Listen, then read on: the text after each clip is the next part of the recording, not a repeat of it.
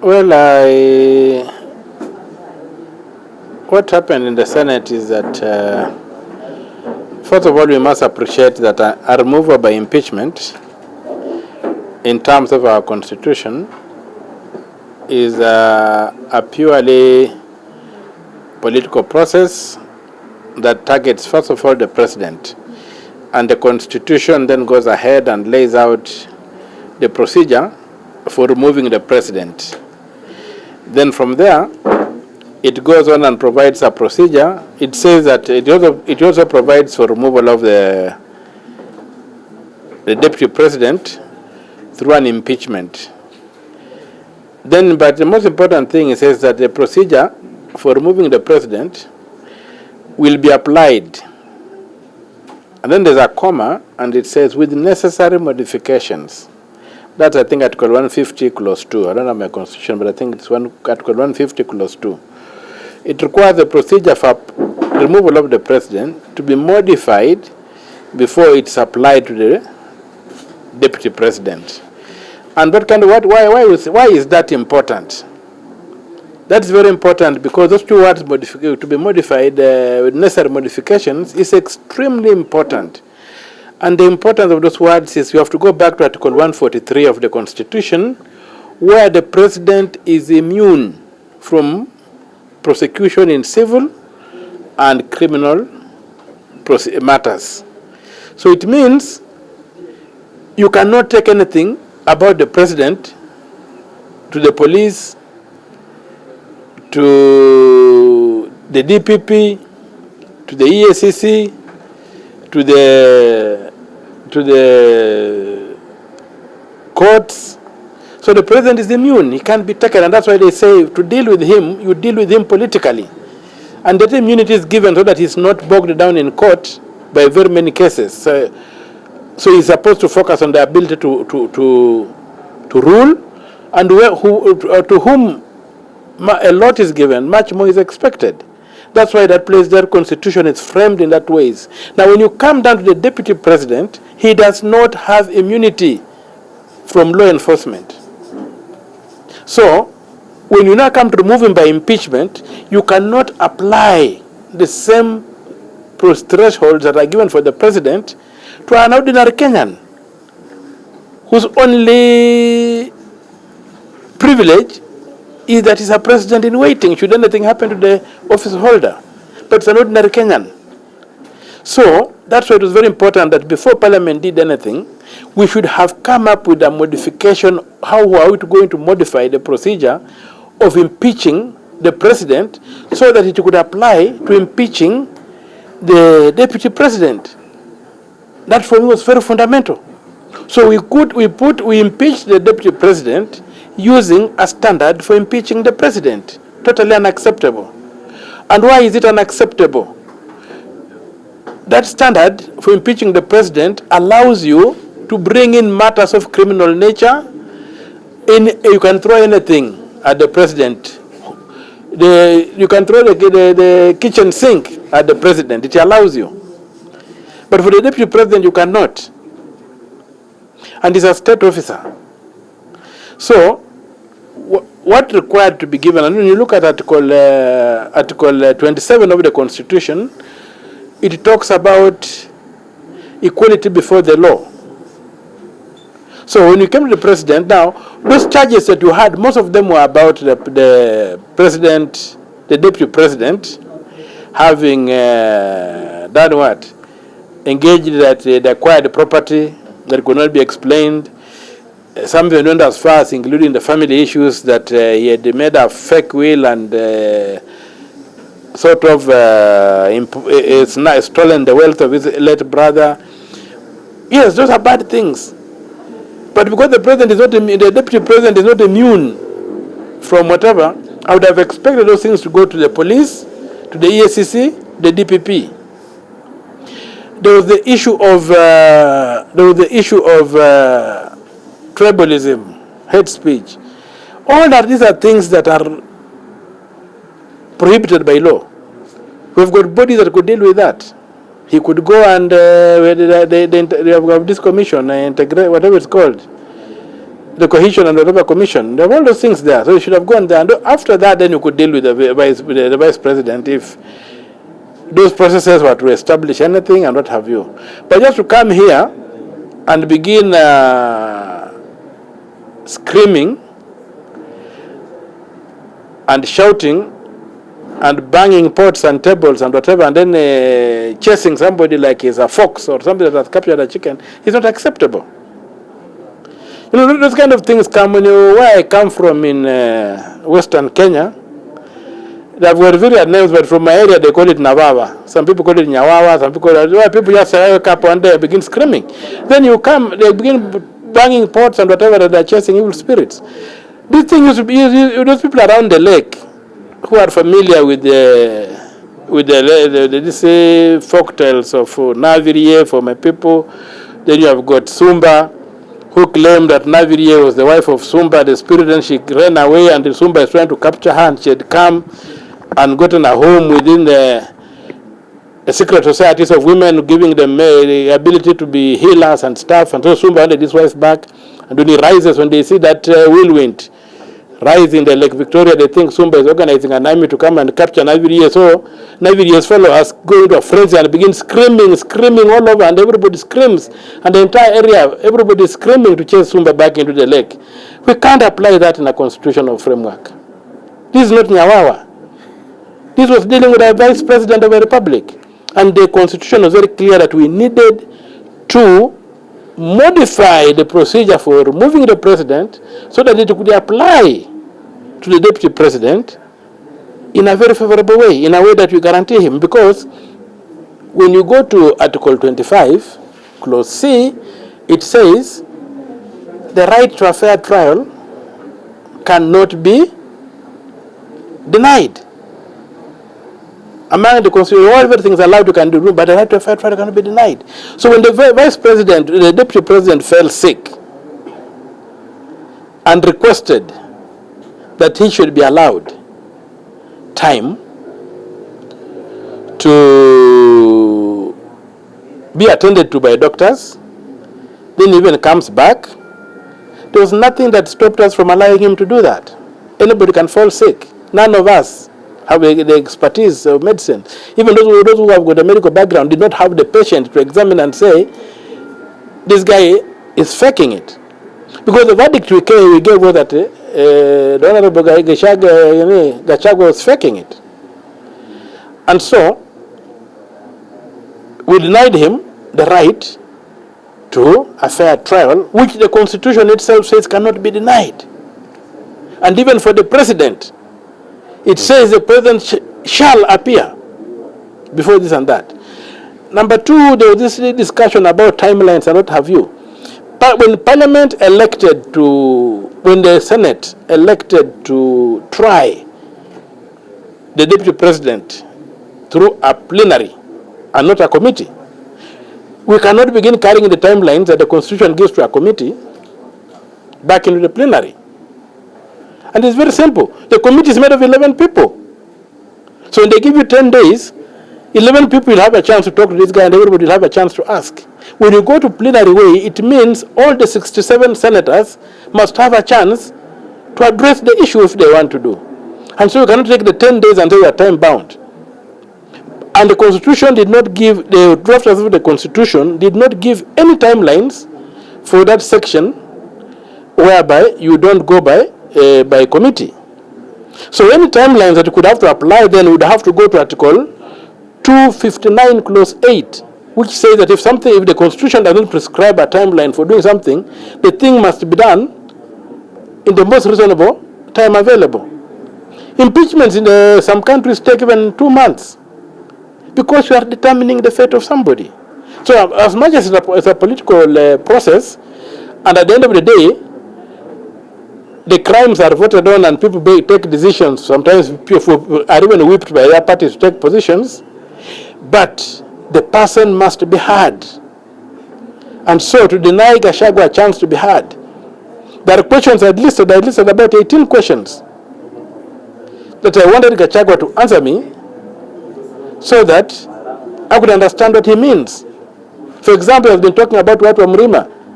She has never talked about the Kikuyu. I know when you talk about the Kikuyu, you talk about watu wa nyumba. Something like that. So what's the difference between watu wa mlima and watu wa nyumba?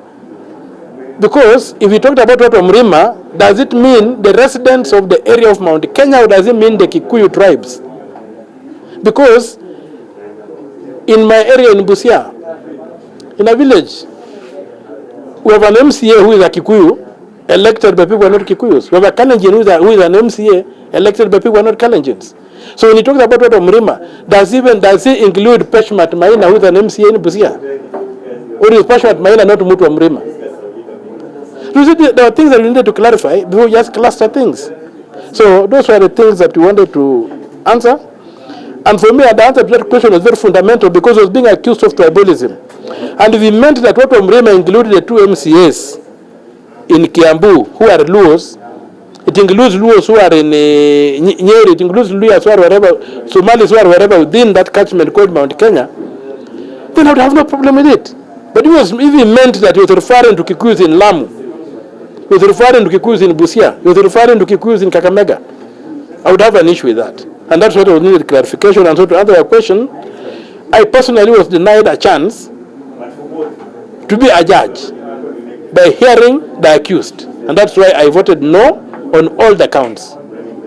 Maybe as we finish the issue of the new nominated Deputy President Kindiki, he is the Interior Minister, and he was when many young men lost their life during the times of JG demonstration. Maybe what's your take? Is he the right person to hold that office? Before I go to whether he's the right person or not, I would like to address one thing, which is Article 73 as interpreted in the Elections Act by Parliament, which forbids public officers from getting into political positions, like when they are going to elect you, you are told to resign 3 months before time.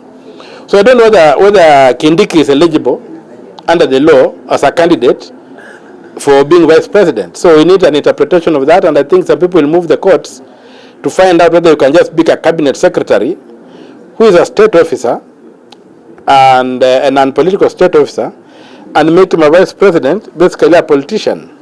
So there are questions that are still not clear, and I think we might see some people litigating that to find out whether he is eligible. Now, your question basically is not about eligibility. Your question is about suitability. Is he suitable? Eligibility, we leave it, and I know some people want to go to court because I've had calls here and there. So let the courts determine whether he's eligible to be nominated to be a vice president. Whether he's eligible, we have to look at the president, or whether he's suitable. I think from the way how the president is running this country, even a cat can be suitable for his vice president. He doesn't need a human being. His standards are so low that even anything can pass for it. Even a statue, you can carve a statue and make it a vice president, and it will serve Ruto very well. So it doesn't need, for me, it doesn't need any high threshold. But for progressives like myself who believe that Kenya is a republic, and my obligation is to keep it as a republic. We have had gross violations of human rights under Kindiki. He was in charge. Right now people are missing. Yesterday, 7 foreigners were kidnapped. And 6 were Turkish. 1 was a Briton who was visiting. 1 of them was a woman who has since been released. And a young boy of 16 years has also been released. The remaining 5 are unknown where they are. We are being told that maybe it's the Turkish intelligence which wants to steal them from the country and take them out. These things are happening under Kindiki's watch. We have got many of our comrades who are missing, who went dead. We have a case whereby somebody was arrested and accused of being responsible for bodies which were found in that dumping site. And this person was given VIP treatment in Gigiri police station. When some of us were being arrested, we used to beg the police to take us to Gigiri. They never took us there. They took us to discipline-infested stations, and they did that for me 28 times. So, what we need to get is that, for me where I sit, Kindiki fails the test of being given the elevated position of a vice president in the Republic of Kenya, which has got a very, very clear constitution, especially in terms of suitability. But then, as we say, who do we have for president? So why should we give the vice president a very high threshold when we give no threshold to whoever we made president? Anything could pass for president. So if anything can pass for the president, anything can pass for the vice president. So I think that what I'm saying is that what we need to deal with is the president. This is the guy who is mortgaging our country. This is the guy who is bringing Adani in. This is the guy who is borrowing loans that are mortgaging this country. This is the guy who thinks that he's more important than this country. And that's why we need to deal with him directly. And so it's not about the vice president. That's a distortion. The debate should be about how do we get rid of Ruto before he gets rid of this country. That's what we have. It's an existential threat we are dealing with. And so that's why we must not lose focus. That the focus is to get rid of Ruto, like yesterday, but within the constraints of the law. Because of time, sir. I'm done. A message for Mashujaa Day. Where are we as Kenyans? Are we doing better? I think every Kenyan should look at the question of Mashujaa Day as a reflection on not on what the country has done for them, if I may use the words of JFK, but what they have done for this country. So if you want to celebrate a Shujaa, celebrate yourself. If you have done anything that you think has helped this country, you are a Shujaa, celebrate it. If you have not, keep your mouth shut and stay home. Thank you. One more head of chief of staff, over 100 staffs attached to the DP's office have been told to proceed on a compulsory leave. So what is that? First of all, it's a waste of resources. That letter I've not seen the letter, but if you have written a letter sending en masse, sending people en masse, whatever, compulsory leave, he has no right to do that. If you go to Article 136, not 236 of the Constitution, it's very clear now you handle public servants. You cannot take those kind of actions without giving them due process. So I don't know what due process has been given. It's a total violation of the Constitution. If you go to Article 232, it's a waste of public resources, which is not allowed, because these people, when they go and live, they will not be working for the people of Kenya, but they'll be earning a salary. That's not an efficient and reasonable way of using public resources. And if you go to Article 47, on fair administrative action, there's no fair administrative action to do that. And let him tell us which law he's using.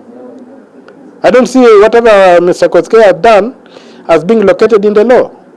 And that's the whole problem here.